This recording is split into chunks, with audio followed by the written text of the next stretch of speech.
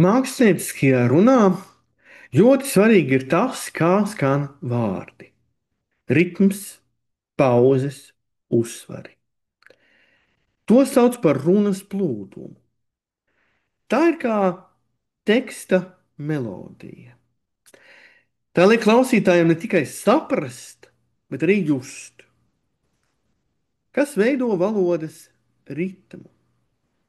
Tas ir zilbju un vārdu garums, uzsvērto un neuzsvērto zilbju maiņa, elpas garums, sakot teikumu. Kas ir muzikalitāte? Šajā gadījumā tā nav dziedāšana. Ir runa par dabisku runas skaistumu, intonācijas un tempu daudzveidību. Bet tas ir līdzīgi kā mūzikā. Arī runā ir taktis, arī kulminācija, piemērs, dvēseli. Tā lēni mostas, tā nesteidzas, tā sāp. Īsas frāzes, lēns temps, pauzes, struktūra, kas ietekmē klausītāju emocionāli. Um, Varam ņemt par piemēriem arī, piemēram, Imanta Ziedoņa kādu no epifānijām vai Raiņa darbu Daugava. Un tur ir redzams, kā mainīgs ritms un pauzes rada spēcīgu emocionālo iespaidu.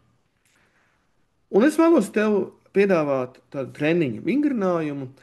Aicinu izvēlēties tev 3 līdz 5 teikumus no dzējas vai prozas. Var izmantot to, ko es jau pieminēju. Imanta Ziedoņa kā Epifānija vai Rāņa, teiksim, Daugava vai kaut ko citu, ko vēlies. Bet es aicinu tev atzīmēt, kur, tavuprāt, loģiski būtu ieturēt pauzes.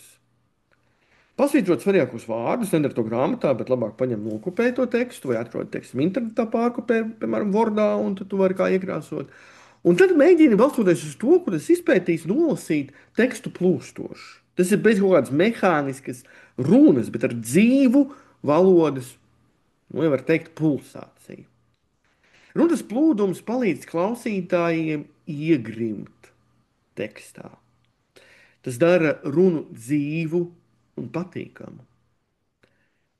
Tādēļ atceries, runā ar galvu, ar ausi un ar sirdi. Un tad teksts kļūs par kopīgu pieredzi, bet tava runa par notikumu.